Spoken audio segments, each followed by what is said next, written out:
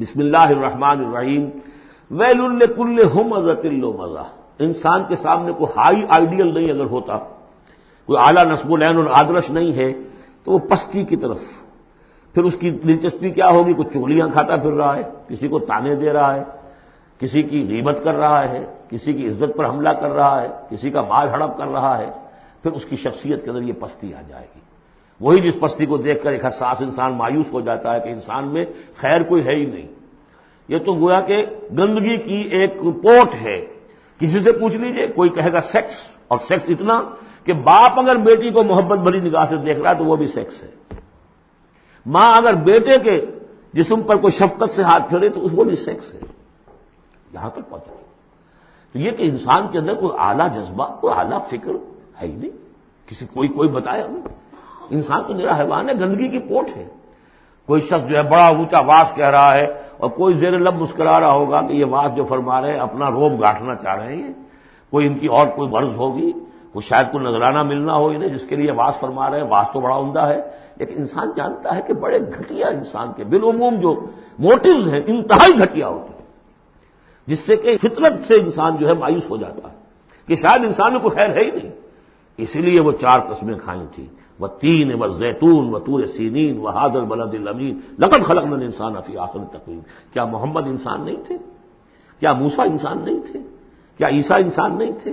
کیا نوح انسان نہیں تھے؟ انسانی عظمت کے اوپر اتنی بڑی بڑی گواہیاں موجود ہیں. لیکن جب پستی پر آتا ہے تو واقعہ ہے کہ اس سے پست کوئی نہیں. پھر اسفل سافلین. جتنا کینہ انسان میں پیدا ہو جاتا ہے اونٹ کے اندر نہیں ہے. جتنی شہوت انسان میں پیدا ہو جاتی ہے سور میں نہیں ہوتی.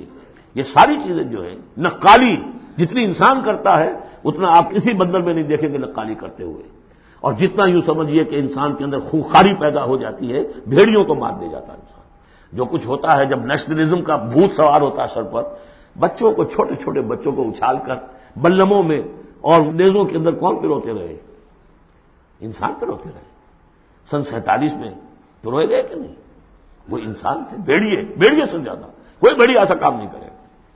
ویل لکل ہمزۃ لمزہ. بڑی خرابی ہے اس شخص کے لیے کہ جو عیب چنتا رہتا ہے لوگوں کے اور تانے دیتا رہتا ہے. الذی جمع مالا وعددہ.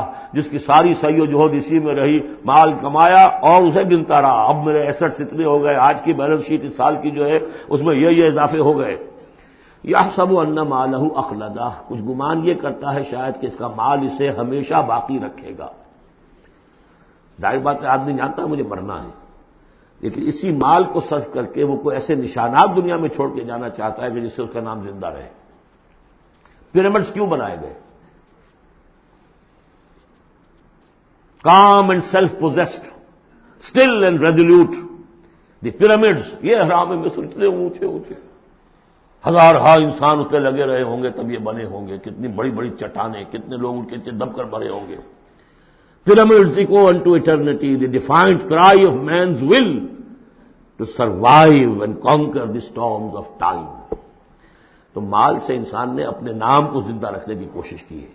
کلا، ہرگز نہیں. لَيُنبَذَنَّ فِي الْحُطَمَةِ. یہ جھونک دیا جائے گا حطمہ میں.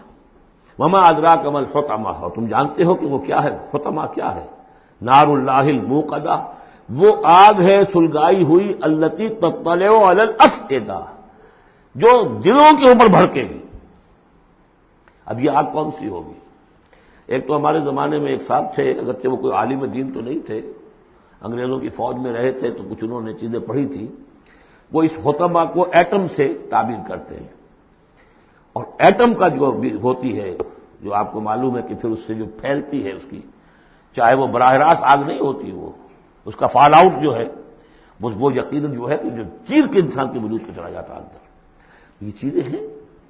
کون کون سی آگیں ہیں آپ سمجھیے. ایک آگ تو وہ ہے لکڑی سے ابھی جلائی ہے، وہ جلاتی ہے تو اس کو جلاتی ہے. ایک آگ وہ ہے جو انفرا ریڈ ریز ہے، الٹرا وائلٹ ریز ہے، یہ کوئی اور ریز ہے. یہ کھال کو کچھ نہیں کہتی، اندر جا کے آپ جسم کے جس حصے کو چاہتے ہیں اسے حرارت پہنچاتی ہے. وہ آگ جو ہے نار اللہ الموقدہ التی تطلع علی الافئدہ، دلوں پر جا کر وہ روشن ہوگی. انہا علیہم موصدہ. پھر وہ ان پر بند کر دی جائے گی تاکہ ساری حرارت انہی کے اوپر رہے. فی عمد ممددہ. بڑے اونچے اونچے لمبے ستونوں میں. بارک اللہ لی ولکم فی القرآن العظیم ونفعنی وإیاکم بالآیات والذکر الحکیم۔